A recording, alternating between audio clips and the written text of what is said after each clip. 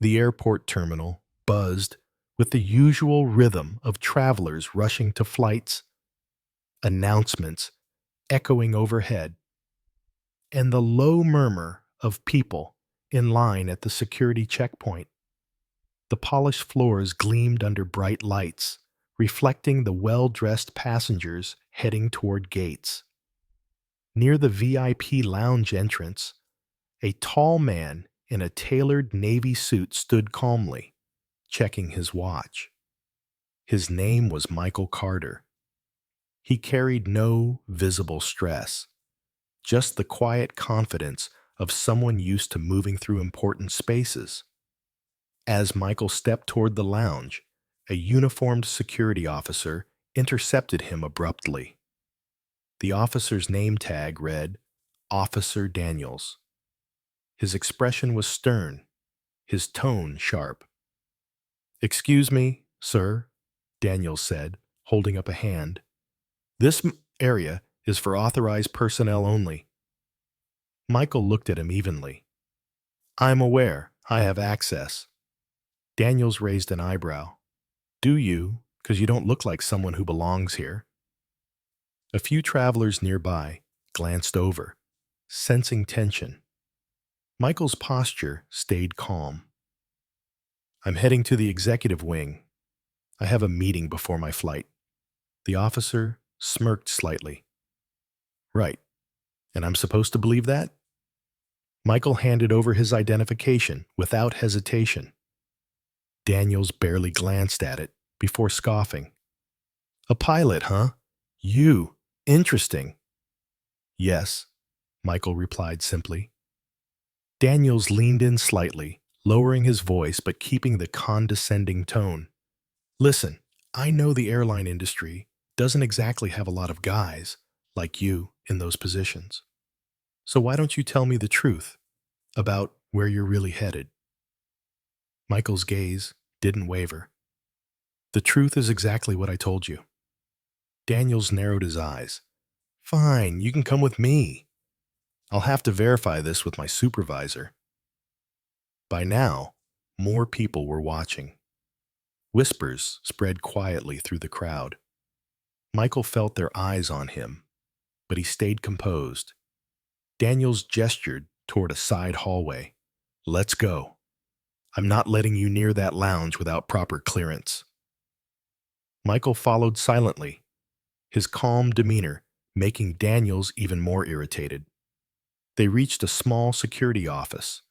Daniels called for another officer. "We've got someone trying to access restricted areas. Claims he's a pilot. Says he's got a meeting." The second officer looked Michael over with curiosity. "Did you check his credentials?" Daniels waved the ID dismissively. "Yeah, but come on. Do you really believe this? Look at him." Michael exhaled slowly. "Are you finished?" he asked quietly. Daniels folded his arms. "Not until we verify who you really are. Sit tight." Before he could call anyone else, the office door opened. A woman in an elegant black suit stepped inside. She was the airport director. Her eyes widened when she saw Michael. "Mr. Carter," she said immediately, her tone shifting to respect. "What's going on here? Why are you in the security office?" Daniels blinked in confusion. "Wait, you know him?" The director looked at Daniels sharply. "Of course I do. He's not just a pilot. He's the owner of the airline you're standing in." The room went silent, and for the first time, Daniels realized just how badly he had misjudged the man in front of him. For a moment, the entire security office froze. The weight of the airport director's words hung heavy in the air. Officer Daniels blinked rapidly, his confidence draining from his face. "The owner?" he stammered, glancing at Michael as if seeing him for the first time. "Yes," the director said sharply. "Michael Carter is the CEO and majority owner of the airline that operates out of this terminal. He oversees more flights here than anyone else in this building. And you decided to detain him?" Michael stood silently, his calm presence making Daniels feel even smaller. I. He. He said he was a pilot, Daniels muttered weakly. The director crossed her arms. He is a pilot, but he's also the man who signs contracts with this airport, the man who employs hundreds of people you see walking through these halls, and you thought it was appropriate to drag him in here? Daniels swallowed hard. I was just doing my job. He didn't. No, Michael interrupted softly, his voice level, but carrying an unmistakable authority. You weren't doing your job. Your job is to ensure safety, not to make assumptions about who belongs where. You saw me, and you decided you knew my story without asking a single meaningful question. Daniels opened his mouth, but couldn't find words. The director turned to Michael. Mr. Carter, I am so deeply sorry for this. It should never have happened. I'll make sure it doesn't happen again. Michael looked at her with a faint nod. I'm not here to make a scene, but this is exactly why we have so much work to do. This isn't just about me. It's about anyone who looks like me being treated as if they don't belong. The director's face softened with regret. You're right. And I'll be addressing this immediately with my team. Michael turned back to Daniels. Do you know how many times I've had to stand calmly while someone questioned my presence? I've worked harder than you could imagine to earn the right to walk through these halls. But even now, someone like you still assumes I don't belong. That's the problem. Daniels lowered his gaze, unable to meet Michael's eyes. I'm sorry, he mumbled. Michael didn't respond. He simply straightened his suit jacket. I have a meeting to attend, he said quietly. Then turned to leave. The director walked him out of the security office personally. As they stepped back into the terminal, several onlookers recognized Michael. A few even nodded respectfully. They knew his reputation, his success, his integrity. Michael paused briefly before heading to the VIP lounge. He took a deep breath, not out of anger, but out of the quiet frustration of experiencing the same judgment he'd faced countless times before. Behind him, Daniel sat in the office, staring blankly at the wall. For the first time, he felt the full weight of his own bias and how easily it had betrayed him. And as Michael walked calmly toward the executive wing, the whispers of the crowd followed. The man they thought was just another traveler was, in fact, the one who owned the very planes they were boarding. Michael stepped into the VIP lounge, the noise of the terminal fading behind the glass doors. A few executives and airline staff inside turned as he entered, greeting him with respectful nods. He returned the gestures calmly, though his thoughts lingered on what had just happened. A young assistant hurried over. Mr. Carter, the board members are waiting for you in the executive suite, she said. Michael gave a faint smile. Thank you. I'll be there shortly. Before heading to his meeting, he took a moment to glance out the large lounge windows overlooking the runway. Jets bearing his airline's logo lined the tarmac, their crews moving efficiently. It was a reminder of everything he had built. Through hard work, discipline, and countless moments of having to prove himself twice over. Meanwhile, back in the security office, Officer Daniels sat stiffly while the airport director addressed him. You understand how serious this is? She said, her tone sharp. You didn't just harass a passenger. You harassed the owner of one of our largest partners. And you did it because you assumed he couldn't possibly belong here. Daniels tried to explain. I thought I was being thorough. He looked out of place. Out of place? The director cut in. Do you realize how dangerous that mindset is? It's exactly what creates these humiliating moments for people who have every right to be here. Daniels lowered his head. I didn't mean. It doesn't matter what you meant, the director said. What matters is what you did. Across the terminal, travelers continued their routines, unaware that the man they'd just seen calmly escorted out of a security office was the reason many of those flights even existed. In the executive suite, Michael entered the boardroom. The airline's leadership team stood to greet him. Michael, one of them said warmly, we're glad you're here. We're finalizing the expansion plans for the next quarter. Michael nodded, his calm demeanor never wavering. Good, let's get started. As the meeting began, Michael focused on the charts and projections before him, but part of his mind was still at that security checkpoint. It wasn't the first time he'd been underestimated, and he knew it wouldn't be the last. But he also knew his response mattered more than the insult itself. Later, after the meeting ended successfully, Michael stepped back into the lounge. A flight attendant approached him. Mr. Carter, your private transport is ready when you are. He thanked her and made his way toward the gate.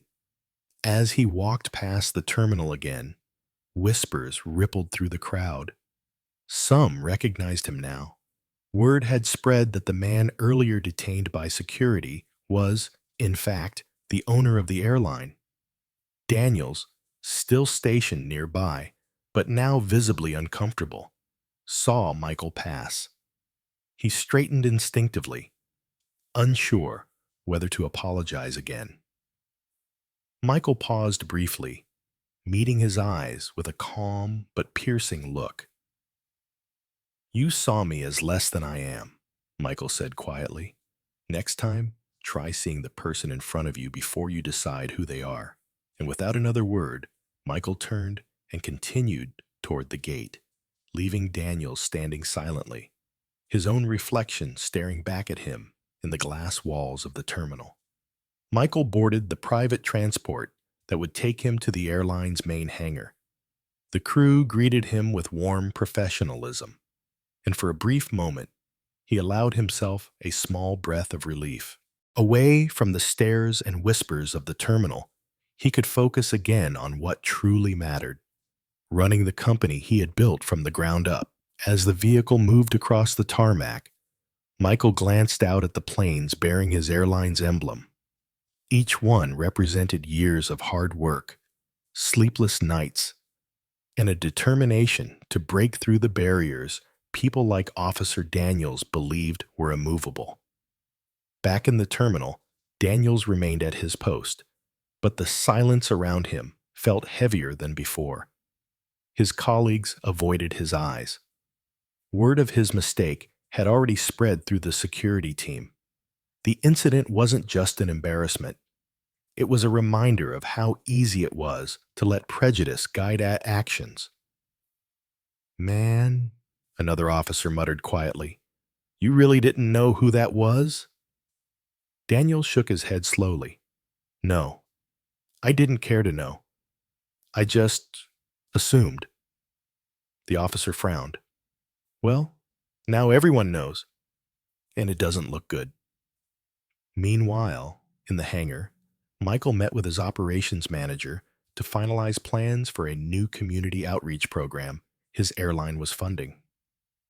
We're going to make sure this isn't just a company people fly with, he said. It has to be a company that represents opportunity and fairness. We need to set the example. The manager nodded. Absolutely, Mr. Carter. The staff admires how you carry yourself. They know you lead with integrity. Michael offered a faint smile. Integrity is the only way forward. Without it, none of this lasts. Back at the terminal, the airport director convened a meeting with the entire security team. She stood at the front of the room, her voice firm. "What happened today cannot happen again," she said. "It doesn't matter if the person is the owner of an airline or just someone picking up their family. Everyone deserves respect. The badge you wear isn't a weapon to decide who belongs. It's a responsibility to protect, without bias." Some officers nodded. Daniel sat silently in the back, the weight of his actions pressing down harder with each word. Later that evening, Michael arrived at his penthouse overlooking the city. He removed his suit jacket, poured himself a glass of water, and stepped onto the balcony. The city lights twinkled below, planes moving silently across the sky. He thought about the incident, how quickly it had escalated, how calm he had forced himself to remain, and how many times he had endured similar moments in his life. Yet again, he'd chosen dignity over anger, knowing that the quiet truth of who he was would always speak louder than any insult. And somewhere in the terminal, Daniels was still reflecting on the encounter, realizing it had exposed more about him than it ever did about Michael Carter. Because sometimes, the moment you try to diminish someone else is the exact moment you reveal your own smallness. The next morning, Michael arrived at the airline's headquarters for an executive briefing. The building, sleek and modern, stood as a symbol of what he had built despite the odds. As he walked through the lobby, employees greeted him with respect, unaware of the humiliating scene he had endured just the day before. In the boardroom, the team reviewed plans for expanding to 2 new international routes.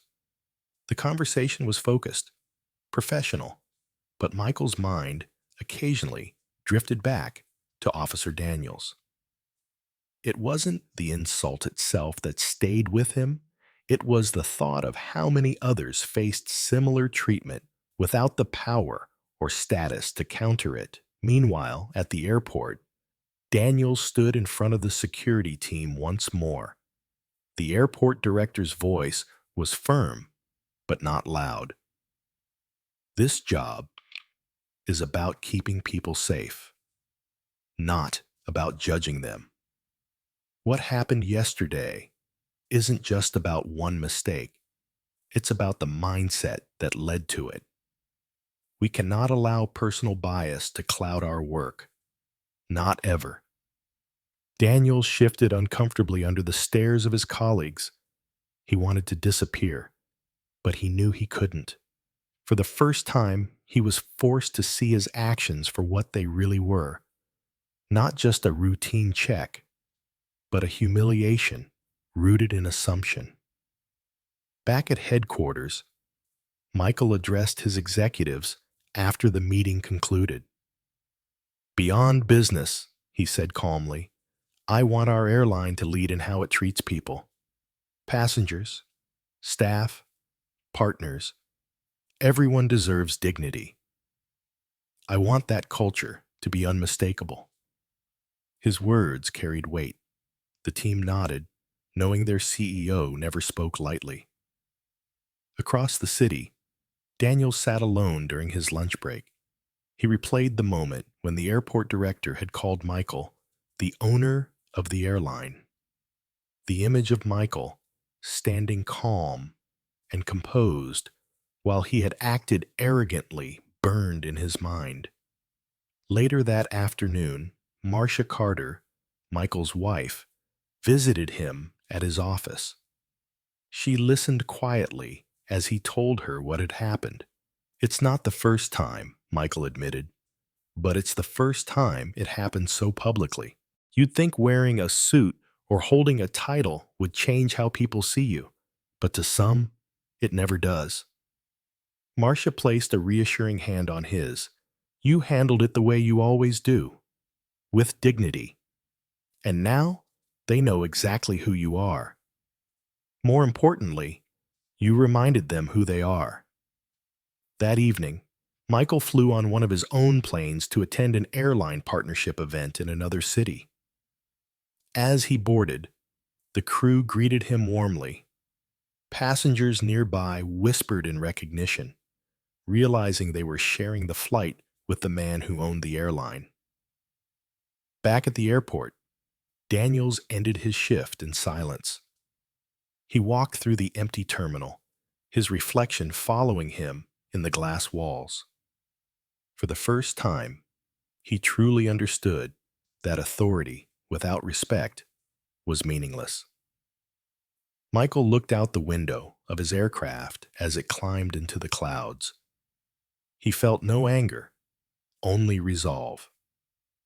Because the best answer to ignorance wasn't rage, it was success that couldn't be denied. The aircraft glided smoothly above the clouds as Michael sat by the window, his laptop open but untouched. He stared out at the endless blue sky, the very space that had been his passion since childhood. Flying had always been his escape, his freedom. But now, it was also the empire he had built, an empire that some people still couldn't believe belonged to him. A flight attendant stopped by his seat.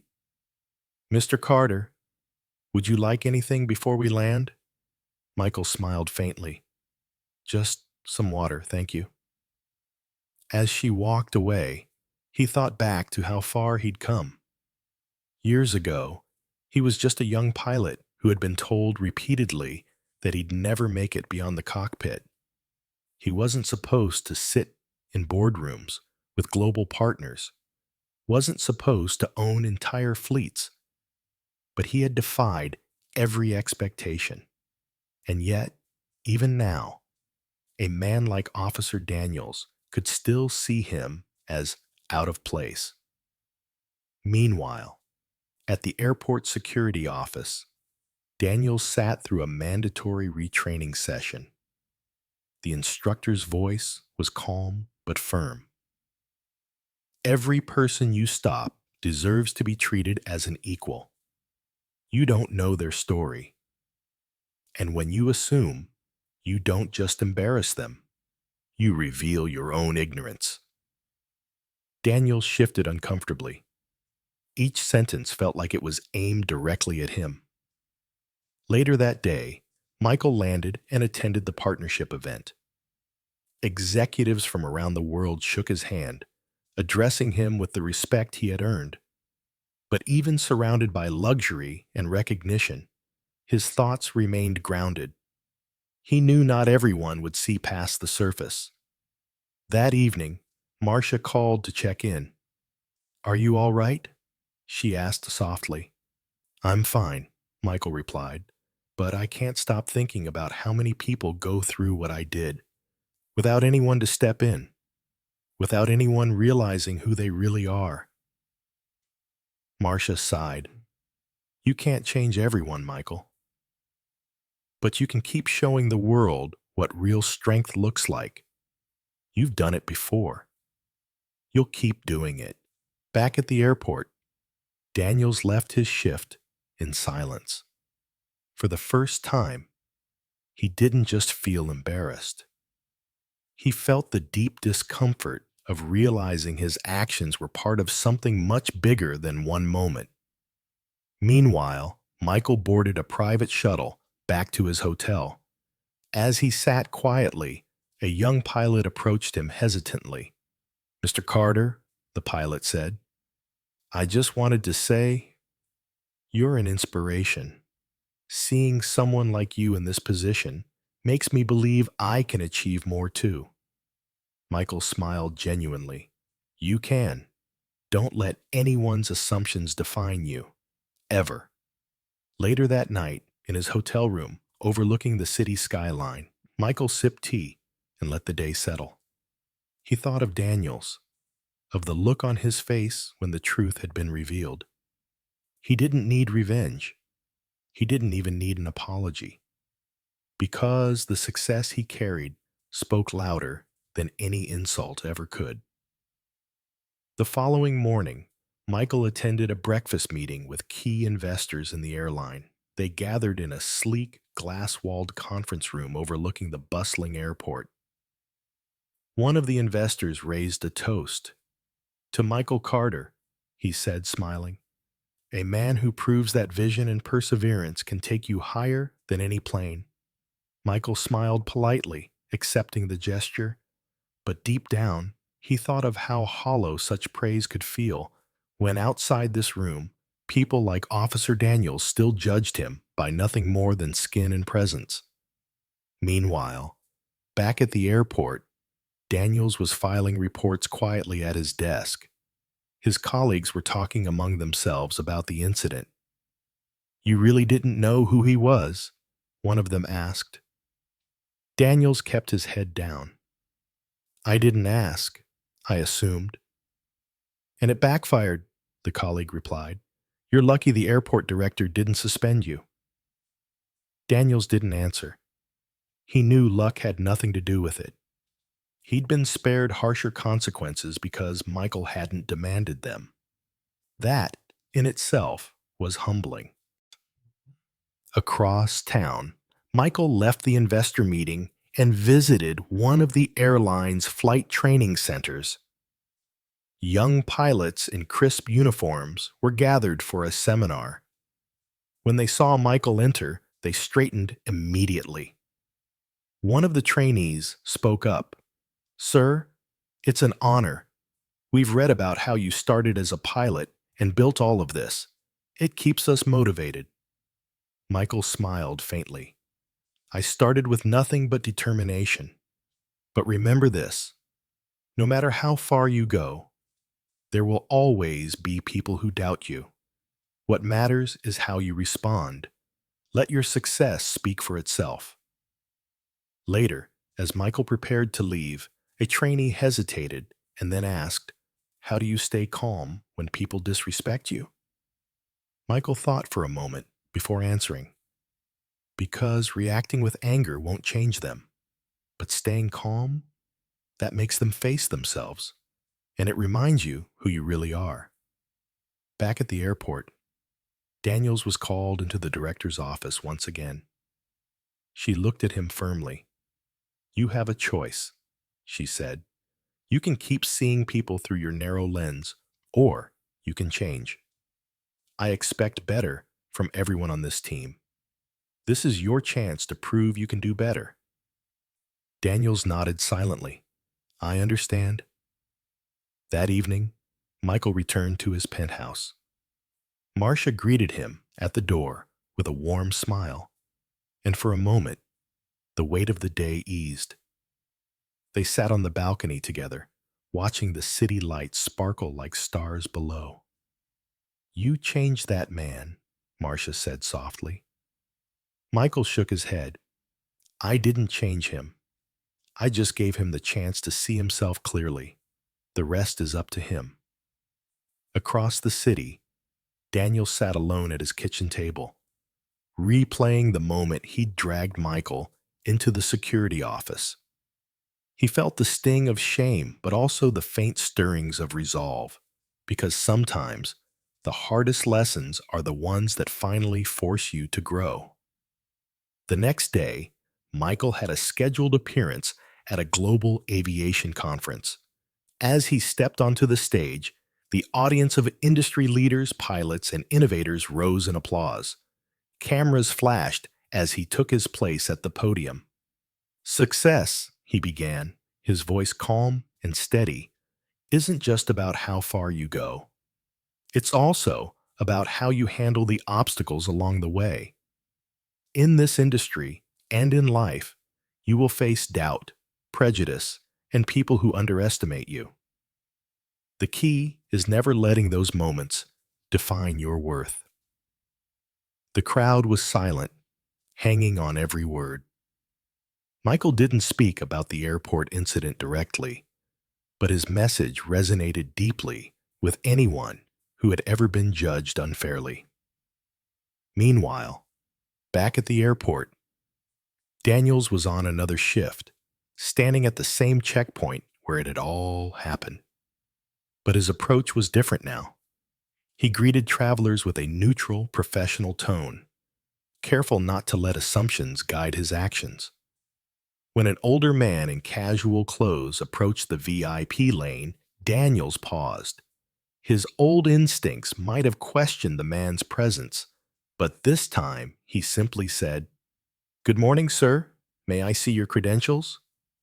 The man handed over his documents, and Daniels returned them with a polite nod.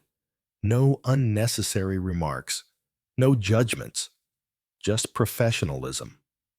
At the conference, after Michael's talk, several young entrepreneurs approached him.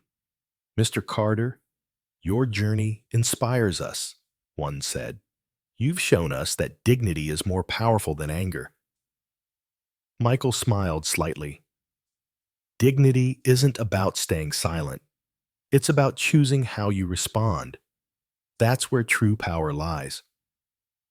Later, as he walked through the conference hall, he passed a group of pilots who saluted him respectfully. He nodded in return, but his thoughts were elsewhere, on how many people still faced what he had faced, with no one to step in on their behalf. That evening, back at the airport, Daniels finished his shift. He stopped by the director's office before leaving. "I just wanted to say," he began quietly, "I've been thinking a lot about what happened. I was wrong, not just because he was important, but because no one should be treated that way. I'll do better." The director studied him for a moment before replying.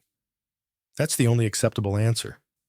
Learn from it and prove it in your actions." Across the city, Michael returned to his home. He sat on the balcony with Marcia, watching planes cut through the night sky. "You reached people today," Marcia said softly. Michael shrugged gently. "If it makes one person see differently, it's worth it. Change doesn't come in big waves. It comes in small shifts, one person at a time." And somewhere in that same city, Daniel sat in his modest apartment, quietly thinking about how he would treat the next traveler who walked through his checkpoint. Because sometimes the greatest change doesn't come from being forced. It comes from finally seeing what you refused to see before. The following morning, Michael met with his executive team at the airline's headquarters. They were finalizing a new initiative focused on diversity and inclusion within aviation. "I want this airline to be more than just a business," Michael said. "I want it to be a symbol, a place where young pilots, engineers, and crew members from any background can see themselves belong." His team nodded, taking notes. One executive added, "You've already inspired so many by being the face of this company, but this initiative could change the industry itself." Michael gave a slight smile. "Then let's make it happen." Meanwhile, at the airport, Daniels prepared for another shift. He arrived early, wanting to show the director that he was serious about changing. As he put on his uniform, he caught a glimpse of himself in the mirror and thought about Michael's calm, piercing words. Next time, try seeing the person in front of you before you decide who they are. When the terminal began to fill with travelers, Daniels greeted them one by one. No assumptions, no sarcastic tones, just professionalism. A young woman nervously approaching the VIP lane caught his attention. She looked unsure, but instead of questioning her, Daniels simply said, "Welcome. May I help you find where you're going?" It was a small moment, but it felt different. Later that afternoon, Michael visited one of the airline's training academies. Aspiring pilots, many of them young men and women of color, gathered eagerly to hear him speak. "Don't let anyone tell you where you don't belong," Michael told them. "And when they do, let your excellence speak for itself. The best response to doubt is undeniable success." After the talk, a young trainee approached him. "Sir," he said quietly, "have you ever been treated like you didn't belong, even with all your success?" Michael paused before answering. "More times than I can count, but each time I chose to let my actions speak louder than their words. That's why I'm here now, and why you can be too." Meanwhile, Daniels was called into the director's office once again, but this time she didn't look stern. "I've received reports that your demeanor with passengers has noticeably improved," she said. "It seems you're taking this seriously." Daniels nodded. "I realized I can't undo what I did, but I can make sure it never happens again, to anyone." The director gave a brief nod. "Then keep proving it." That evening, Michael returned home, greeted by Marcia with a warm smile. Over dinner, they talked about the day's events. "You're changing things, Michael," Marcia said. "Not just for yourself, but for everyone watching you." Michael looked thoughtful. "I just want the next generation to face fewer doors closed in their faces than I did." Across town, Daniels ended his shift, quietly relieved that he had made it through a day treating every traveler with the fairness they deserved. It was a small step, but for him, it was the beginning of something new. Because real change isn't loud, it's steady, quiet, and proven over time. The next day, Michael attended a private meeting with international partners at the airline's main office. The discussion revolved around expanding into new regions. But between presentations, one of the partners leaned over and said quietly, "Michael, I heard about what happened at the airport. Word travels fast in this industry." Michael gave a small nod. "Yes, it happened. But it's not the first time I've been underestimated, and it won't be the last. What matters is how we choose to respond." The partner smiled slightly. "You handled it with grace. That says more than anything else could."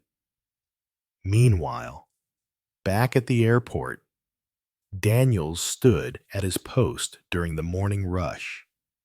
A well-dressed woman in a bright suit approached the VIP lane with confidence.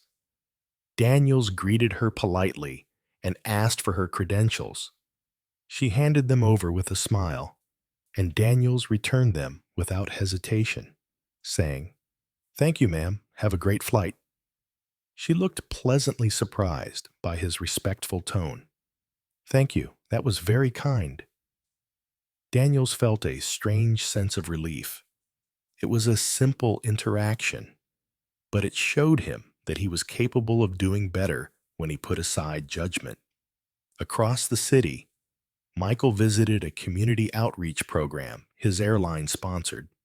He spoke to a group of teenagers about careers in aviation, telling them his story of starting as a young pilot who once doubted he would even get hired. "You will face people who think you don't belong," Michael told them. "But remember, their doubt doesn't define your ability. Keep showing up. Keep proving yourself. Let your work speak so loudly they can't ignore you."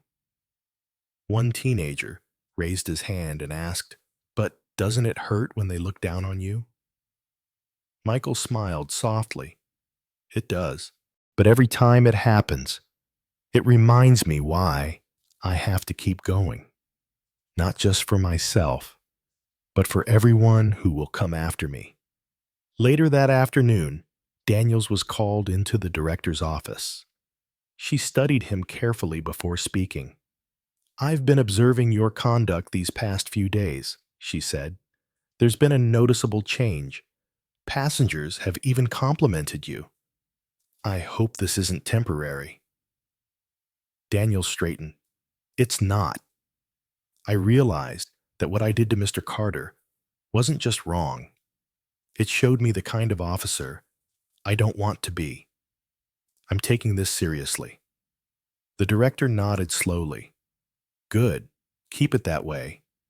One mistake doesn't have to define you, but only if you learn from it. That evening, Michael returned home and joined Marcia on the balcony as the city lights flickered below. She handed him a cup of tea. Another busy day? She asked. Yes, Michael said, but a meaningful one. Across the city, Daniel sat at his kitchen table, replaying the week in his mind. For the first time in years, he felt like he was starting to see people as more than quick judgments. Because sometimes, one encounter is all it takes to start rewriting the way you view the world. The following morning, Michael was featured in an aviation industry magazine.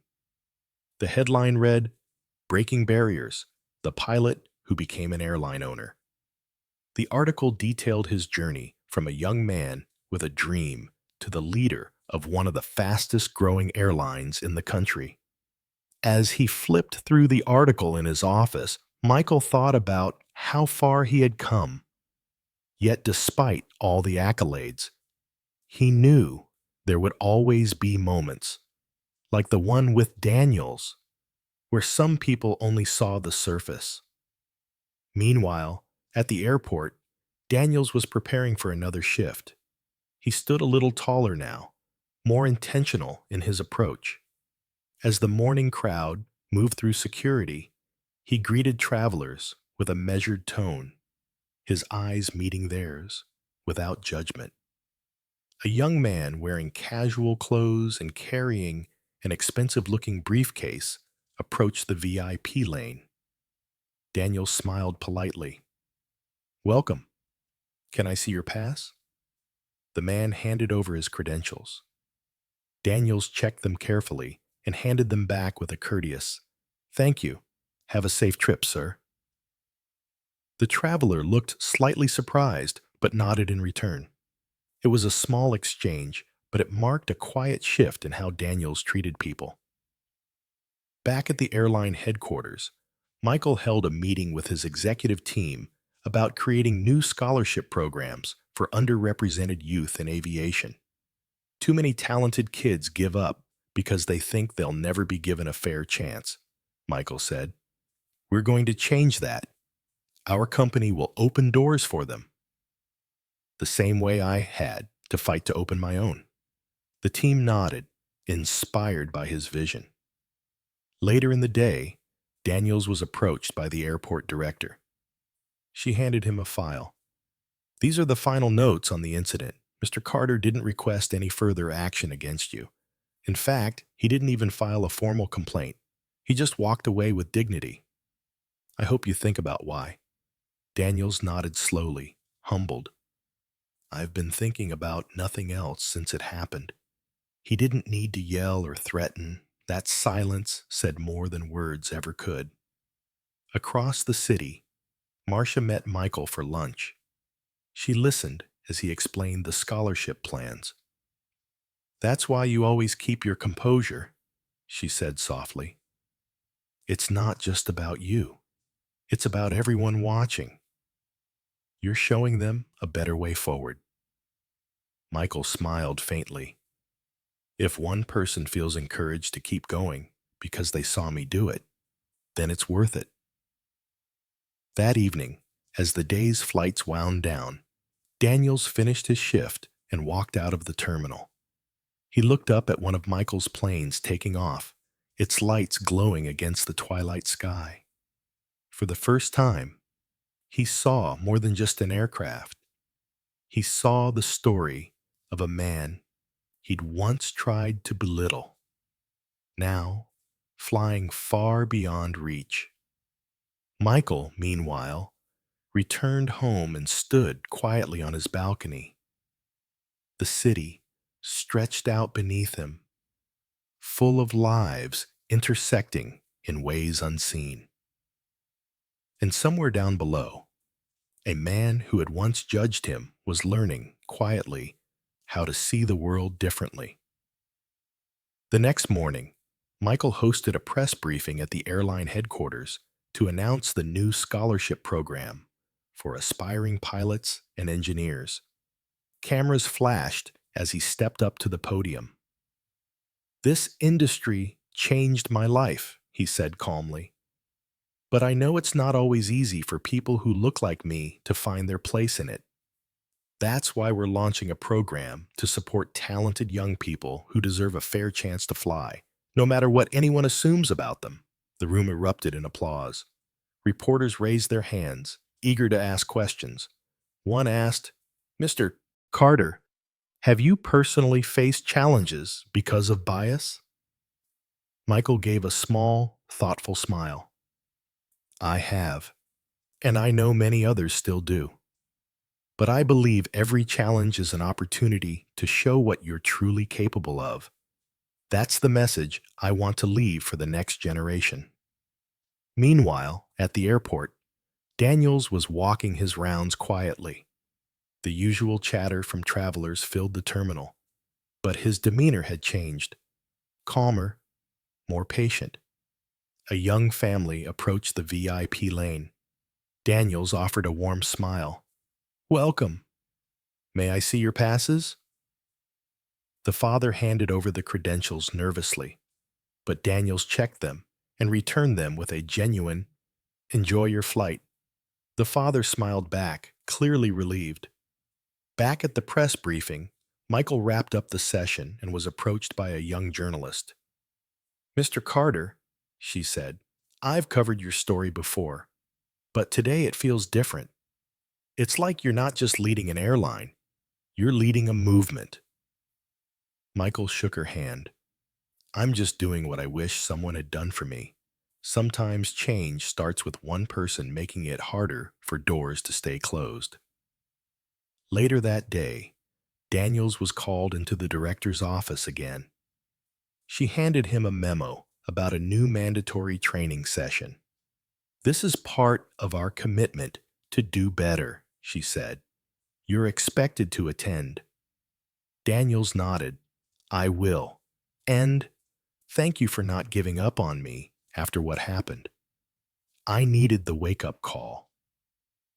Meanwhile, Michael returned to his office and reviewed the first batch of scholarship applications. There were letters from young people with big dreams, some with stories that echoed his own struggles. He felt a quiet sense of pride, knowing he was creating paths that hadn't existed before. That evening, Marcia joined him at home. She saw the stack of scholarship forms on his desk and smiled.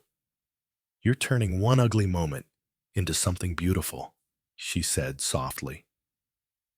Michael looked out the window at the city lights. "That's the only way forward. You take the pain and build something better from it." Across the city, Daniels ended his shift and walked outside into the evening air. He watched another one of Michael's planes ascend into the sky. For the first time, he felt a strange sense of respect, not just for the man he had wronged, but for what that man represented. Because sometimes, the person you try to hold down is the one who ends up lifting others higher. The following week, the scholarship program officially launched. Michael hosted a small event at one of the airline's training centers, where aspiring pilots, engineers, and aviation students gathered. He stood before them, his tone calm but encouraging. "I started exactly where you are, full of ambition, but surrounded by doubt. I was told I didn't belong in this industry, but I didn't listen, and neither should you. Don't let anyone's assumptions define your future." The room was filled with young faces, some inspired, some emotional. A teenage girl raised her hand. "Mr. Carter," she asked softly, "what kept you going when people tried to hold you back?" Michael smiled faintly, knowing that giving up would only prove them right. "I wanted my success to speak louder than their prejudice ever could." Meanwhile, back at the airport, Daniels was completing his new training modules alongside other officers. The instructor spoke about implicit bias and how it shaped security interactions. It's not enough to say you're just doing your job, the instructor said firmly. You have to examine how your judgments impact the people you're serving, because one wrong moment can define someone's entire experience. Daniels listened quietly, feeling the weight of his own mistake all over again. But now, instead of just guilt, he felt a sense of responsibility to change. Later that day, Michael met with his executive team. They discussed the airline's expansion plans, but Michael also emphasized a new internal goal: creating pathways for diverse leadership within the company. I don't want this airline to just be successful financially, Michael said. I want it to prove that representation matters from the cockpit to the boardroom. The team agreed wholeheartedly. Meanwhile, Daniels had an unexpected moment at the terminal. A young black man approached the security checkpoint, clearly nervous. Daniels greeted him with a reassuring smile. "Take your time," he said calmly. "We'll get you through." The traveler nodded gratefully. It was a small, fleeting moment, but Daniels realized how different it felt to approach his work without bias. Later that evening, Michael returned home, greeted by Marcia. As they sat for dinner, she asked about the scholarship launch. "It was powerful," Michael said quietly. "Seeing those kids reminded me why I keep pushing. They deserve a world where they're seen for their talent, not their appearance." Across the city, Daniels ended his shift and walked outside into the cool evening air. He paused for a moment, looking up at one of Michael's planes soaring overhead. For the first time, he didn't just see an aircraft. He saw the story of resilience behind it, the story of the man he once tried to diminish. Because sometimes the greatest lesson comes not from punishment, but from being forced to face the quiet strength of someone you underestimated. The following morning, Michael was invited to speak on a national news segment about the scholarship program and his journey in the aviation industry. As the cameras rolled, the interviewer leaned in. "Michael, you've built an empire in an industry that hasn't always been welcoming to people who look like you. What message do you have for those facing the same barriers?" Michael's expression was calm, but his words were firm. "You belong wherever your work, talent, and integrity can take you. People will doubt you. They'll misjudge you. But you can't let their limited vision define your path. Keep showing up. Keep proving them wrong. Quietly, if you must, but relentlessly." The interview went viral within hours. Messages of support poured in from people inspired by his story. Meanwhile, at the airport, Daniels was on his shift when an elderly woman struggled with her luggage at the checkpoint. Without hesitation, he stepped forward to help. "Let me get that for you," he said gently, lifting her bag onto the conveyor belt. The woman smiled warmly. "Thank you, officer. You're very kind." Daniels nodded silently. Each small act felt like a step toward making amends. Not to Michael directly, but to every traveler who deserved better than what he had once offered. Later that afternoon, Michael attended a private meeting with airline staff who had been with him since the beginning. They shared stories about how the company had grown, how it had created opportunities for so many who were overlooked elsewhere. One longtime employee said, "You've shown us that success doesn't have to come at the cost of humility. That's rare." Michael gave a faint smile. "I have learned that humility speaks louder than pride ever could, especially when people expect you to respond with anger." Across the terminal, Daniels was called into the director's office again. This time, she looked at him with a more measured tone. "I've seen a shift in how you work, she said. Passengers have noticed too. Keep this up, and maybe you can rebuild the trust you lost. Daniels nodded. I will. What happened with Mr. Carter? It made me realize I wasn't just doing harm to one person. I was doing harm to everyone who's ever been judged unfairly. I don't want to be that man anymore. That evening, Michael arrived home, tired but thoughtful. Marcia met him at the door with a warm smile. You're making an impact, she said softly, not just with your airline, but with your presence. People are talking about change because of you. Michael looked out at the city skyline, planes cutting through the fading light. If even one person thinks twice before making an assumption, then it's worth it, he said quietly. Across the city, Daniels walked out of the terminal after his shift. He glanced up as another of Michael's planes ascended into the night sky. For the first time, he didn't feel resentment or shame, just the quiet understanding that he was capable of choosing a better way forward. Because sometimes, the people you try to diminish are the very ones who teach you how to rise. The next day, Michael visited a regional airport where his airline was opening a new training center. Local media were present, documenting the milestone. As he toured the facility, young trainees eagerly gathered to listen. This isn't just a building, Michael told them. It's a gateway, a place where dreams that others doubted can take flight. I know what it feels like to be underestimated, but I also know what it feels like to rise above it. The trainees nodded, some visibly emotional. One young man raised his hand. Mr. Carter, what do you say to those who don't believe they'll ever be seen for who they really are? Michael paused thoughtfully before answering.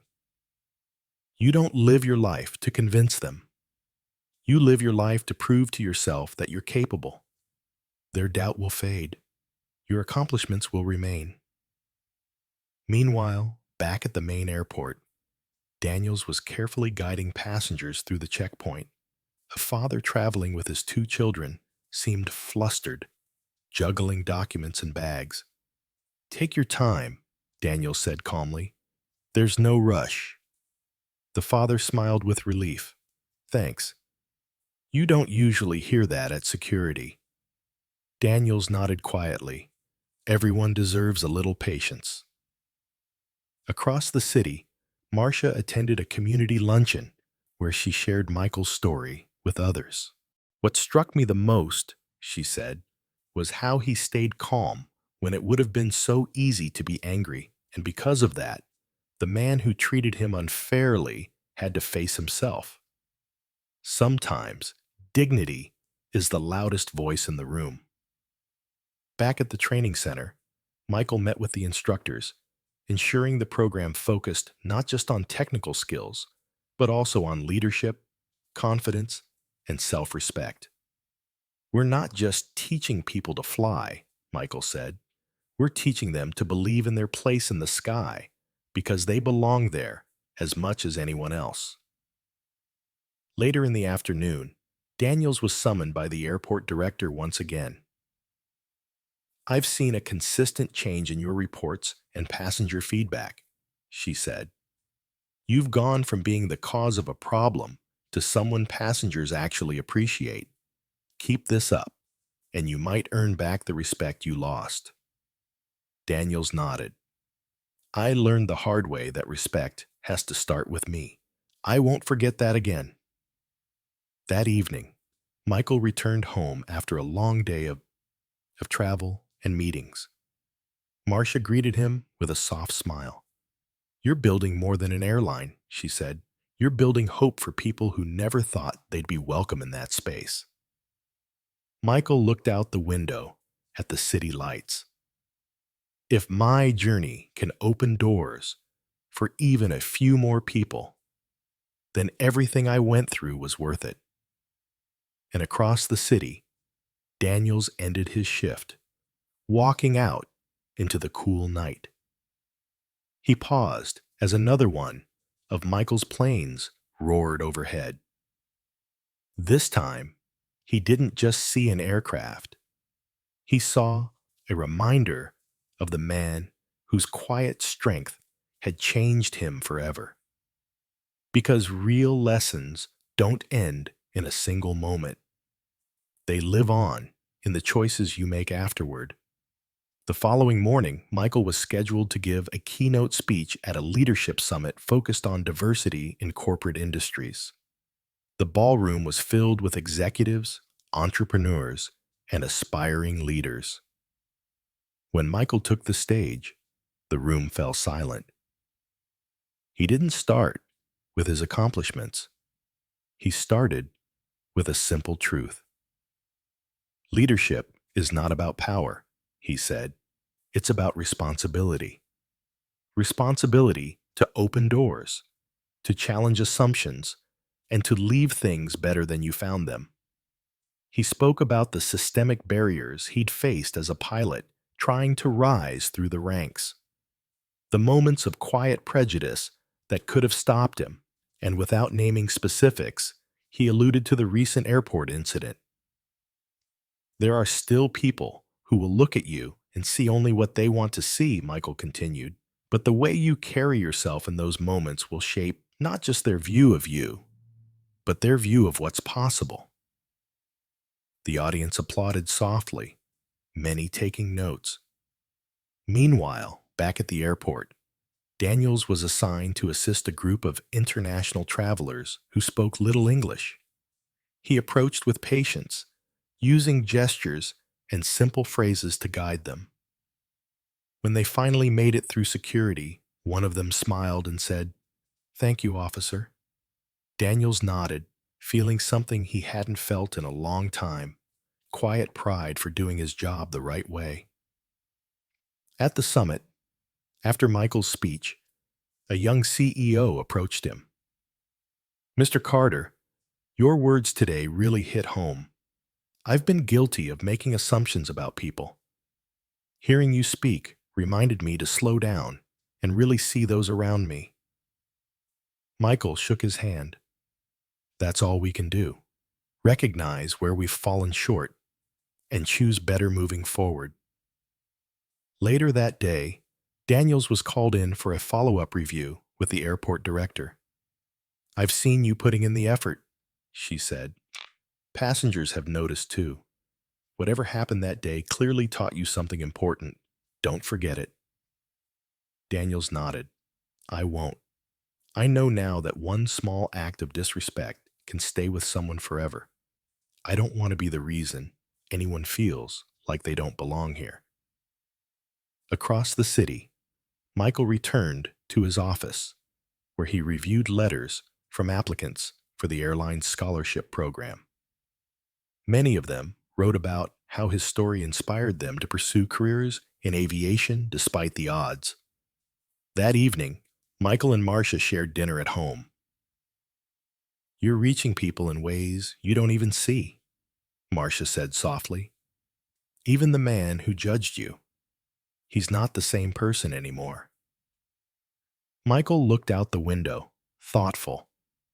That's the hope, that they see themselves clearly enough to change, because in the end, it's not about proving who I am. It's about showing who they could be. Meanwhile, Daniels ended his shift and stepped outside into the twilight. He watched one of Michael's planes ascend into the dusky sky. For the first time, he didn't see it as just a flight. He saw it as a reminder that some people rise no matter how heavy the weight of prejudice, and in doing so, they lift others too. The following week, Michael was invited to a prestigious gala honoring leaders who had made a significant impact on their industries. The ballroom was filled with prominent figures, politicians, CEOs, community leaders, all mingling under crystal chandeliers. As Michael entered, the host announced his arrival. Ladies and gentlemen, please welcome the visionary who redefined modern aviation, Michael Carter. The room erupted in applause. Cameras flashed, capturing the calm confidence in his expression as he stepped forward.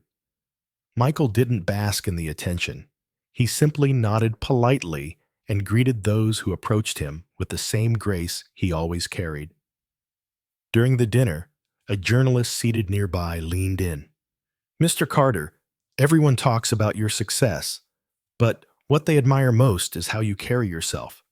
How do you stay so composed in the face of unfair treatment?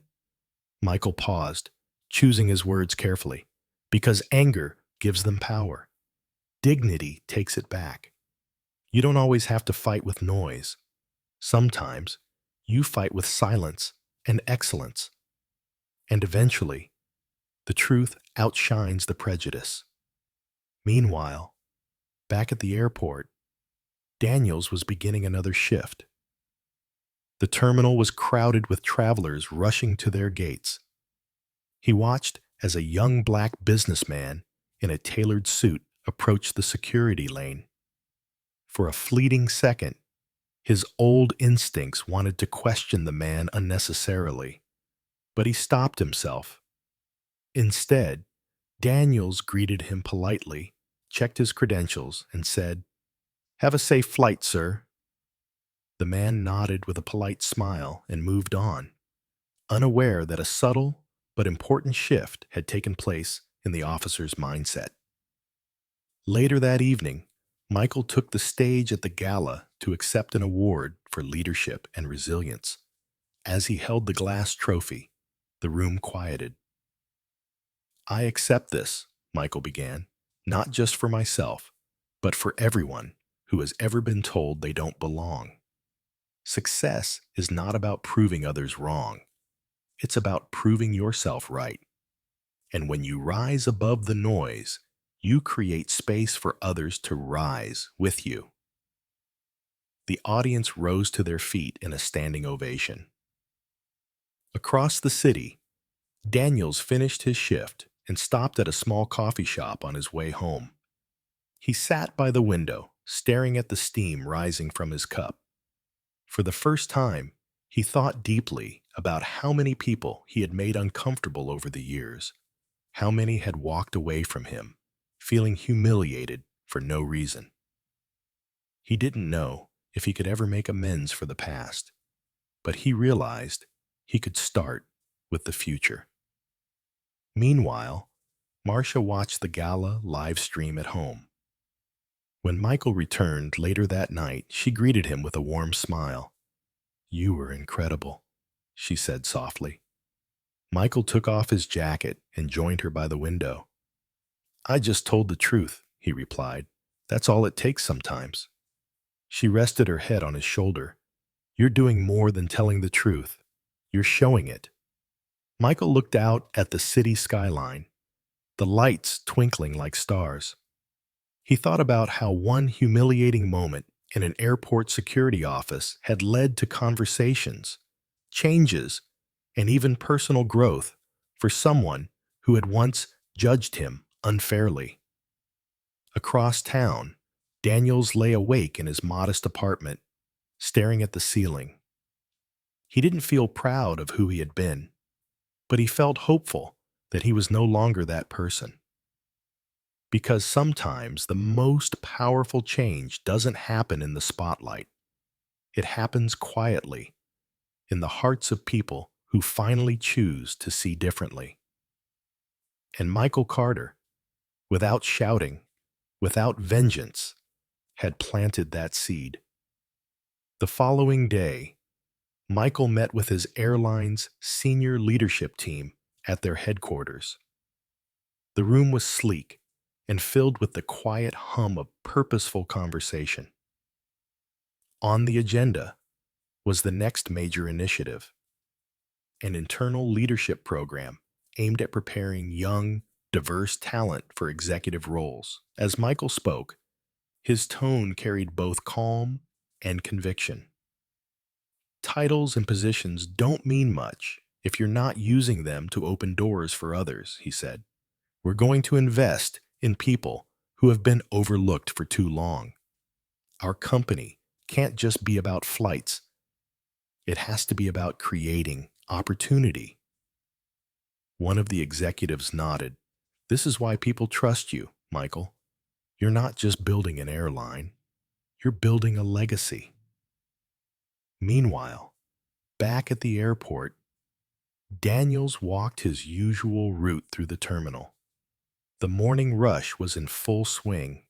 Families, business travelers, and tourists filled the lines. Daniels paused as a young woman with a heavy accent struggled to understand the signs. Instead of brushing her off, he stepped forward.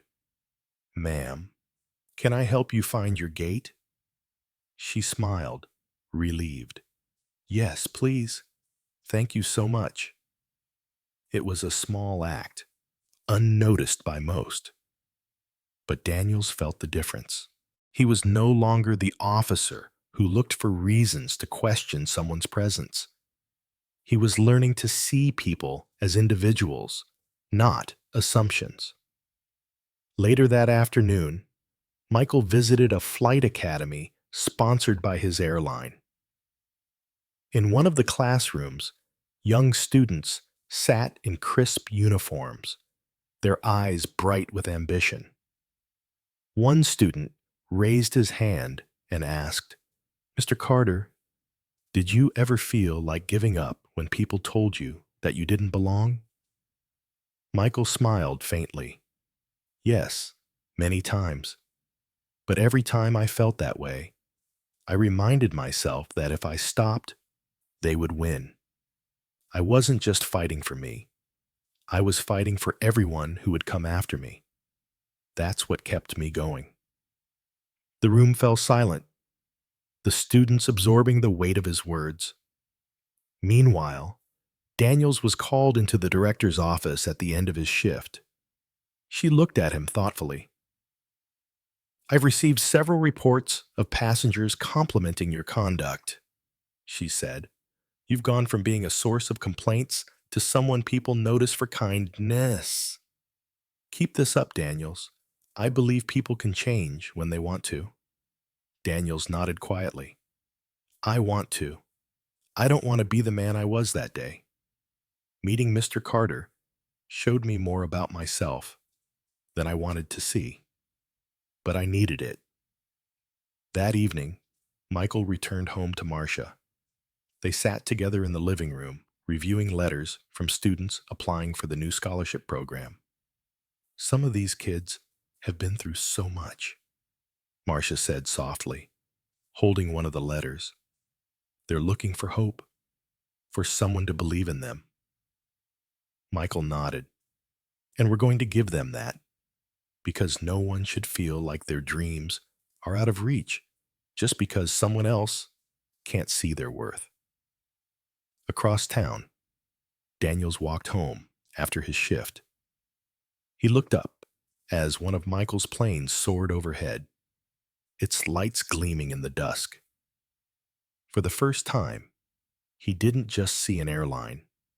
He saw resilience. He saw a man who didn't need to raise his voice to teach him a lesson he'd carry for the rest of his life. Because true strength isn't loud, it's steady, it's quiet, and it changes you long after the moment has passed. The next morning, Michael was scheduled for a live television interview about his growing scholarship program and the airline's expansion. The studio was bright, cameras positioned perfectly, the host smiling as they introduced him. Today, the host said warmly, we're speaking with Michael Carter, a man who went from piloting planes to owning an entire airline. He's not just changing aviation, he's changing lives. Michael smiled politely, but stayed humble. I'm just doing my part. Success doesn't mean much if you're the only one standing at the top.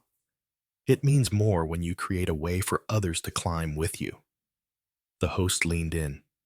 You've become an inspiration to so many, but you've also spoken about moments when you were underestimated. How did you handle those? Michael's expression softened slightly. I learned early on that anger doesn't always create change. Sometimes you have to let your achievements be the answer. Eventually, people can't deny what's right in front of them. Meanwhile, at the airport, Daniels was starting another shift. The terminal buzzed with activity, travelers hustling to their gates. A young black woman approached the VIP lane, looking hesitant. Daniels greeted her with a calm, professional tone. Good morning, ma'am. Can I help you with anything? She handed over her credentials nervously. Daniels checked and saw them and returned them with a reassuring smile. You're all set. Have a great flight.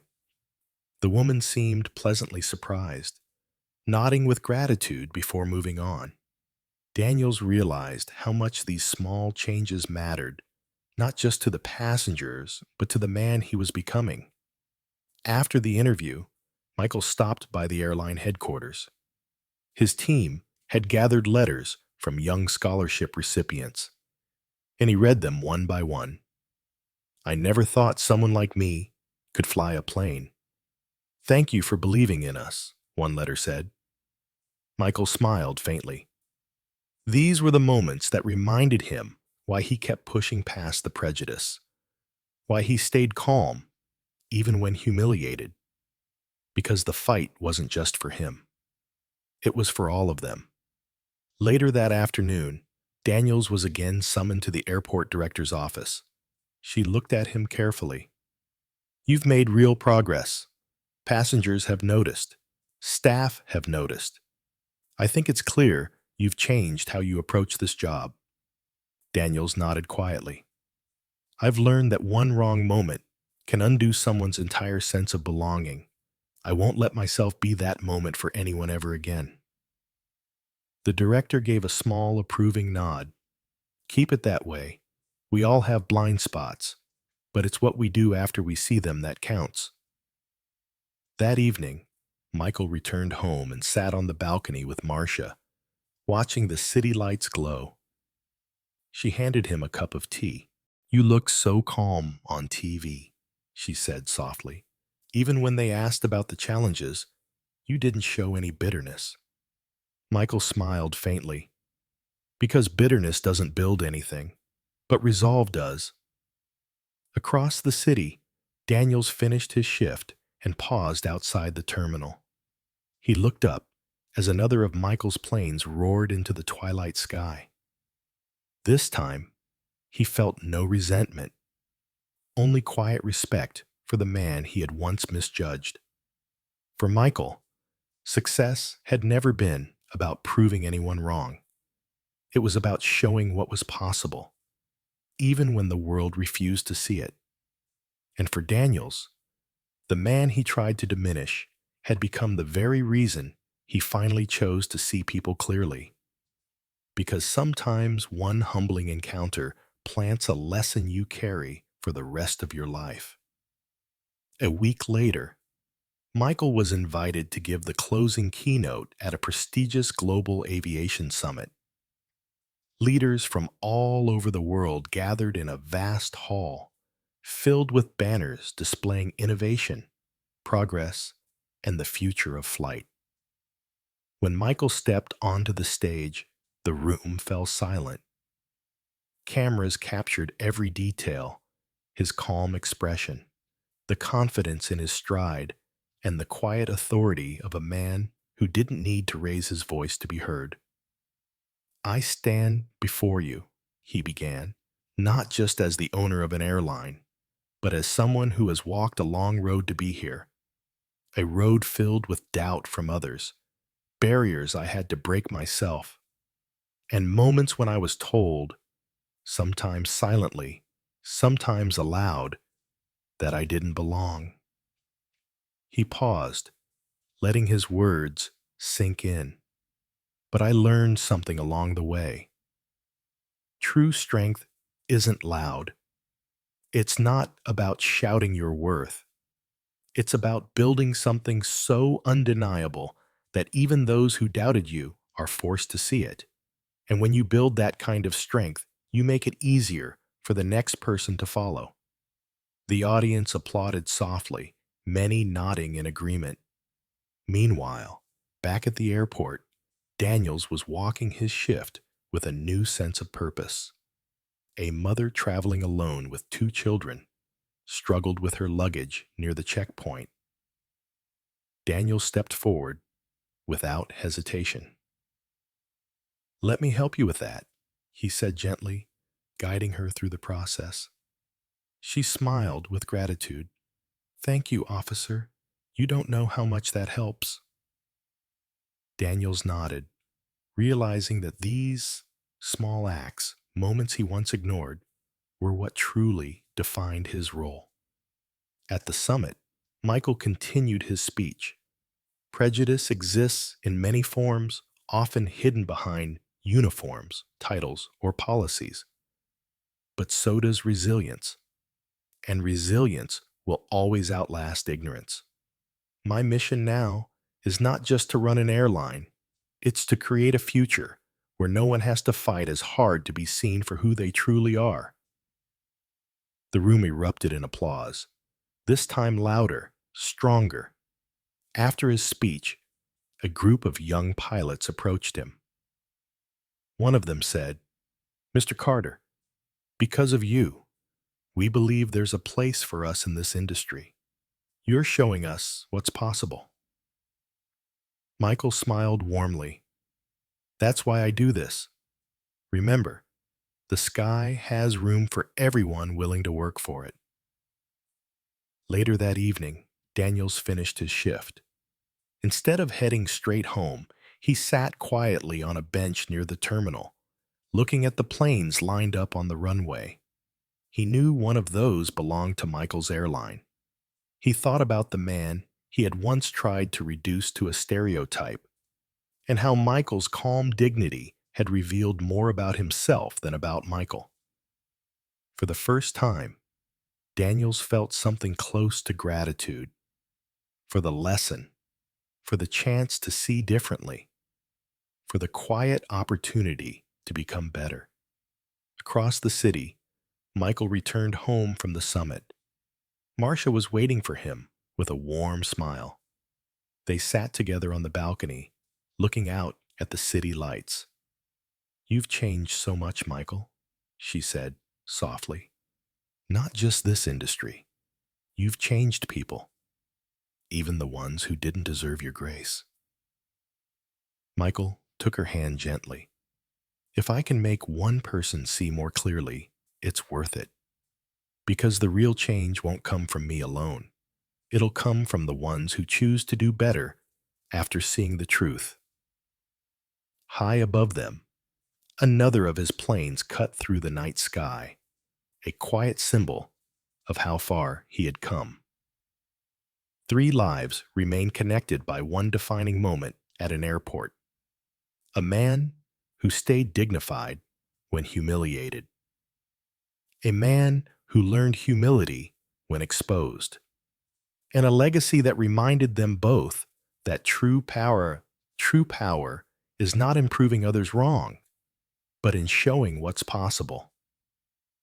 Because sometimes, the moment you try to diminish someone is the very moment they teach you how to rise.